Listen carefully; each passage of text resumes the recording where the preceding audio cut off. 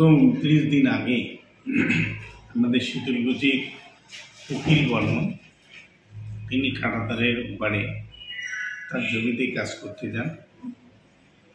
সেদিন বাংলাদেশের এক স্মাগলারকে বিএসএফরা গুলি করে এবং বিএসএফরা গুলি করার পরপরেই বাংলাদেশ থেকে সশস্ত্র দুষ্কৃতীরা তারা এসে উকিল বর্মনকে তার জমি থেকে তুলে নিয়ে এবং বিএসএফের সঙ্গে বাংলাদেশের বিজেপির সঙ্গে বারবার করে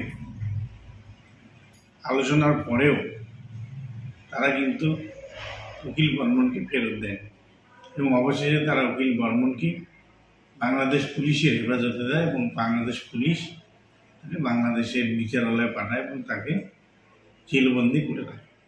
এবং আমরা বিভিন্নভাবে বিএসএফের কমান্ড্যান্ট, বিএসএফের আইজি এবং আমাদের পশ্চিমবঙ্গ সরকারের সঙ্গে যোগাযোগ করি এবং বাংলাদেশের লোকমান্য উকিল বর্মনের জামিন যাতে হয় তার জন্য কোর্টে উকিল দেওয়া থেকে শুরু করে যাবতীয় কাজের তদারকি করা হয় এবং পরবর্তীকালে বাংলাদেশের আদালত উকিল বর্মনকে গতকালকে জামিন দিয়েছে এবং গতকালকেই বাংলাদেশের বিজেপি তারা আমাদের বিএসএফের কাছে তাকে প্রত্যার্পণ করেছে। এই টানা 29 দিন তাল বাহানার মধ্য দিয়ে উকিল বর্মনকে বাংলাদেশের জেলে কাটাতে এই অবস্থাটা এর আগে কোনোদিনই ছিল না।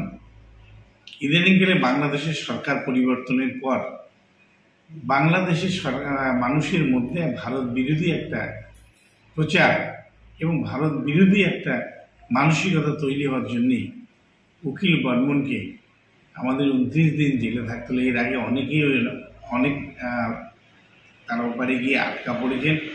বিএসএফ এবং বিজেপি ফ্ল্যাগ মিটিং করে তাদেরকে প্রত্যার্পণ করা হয়েছে, কিন্তু উকিল বর্মনের ক্ষেত্রে টানা 29 দিন পর আইনের মারফত তিনি জামিন পেয়ে গতকালকে রাত্রিবেলা আমাদের বিএসএফের হাতে প্রত্যার্পণ হয় এবং আমরা তার বাড়িতে ফিরে যাই। কাজ করতে করতে প্রায় 2-3 দিন তারা সময় নেয় এবং পরবর্তীকালে তারা বাংলাদেশের পুলিশকে তারা হ্যান্ডওভার করে।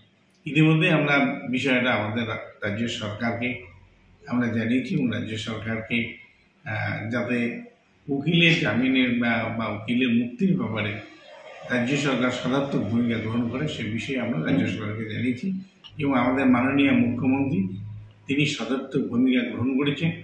তাই আজকে আমরা উকিল বর্মনকে আমরা 29 দিন পরে আমাদের ফেরত পেলাম।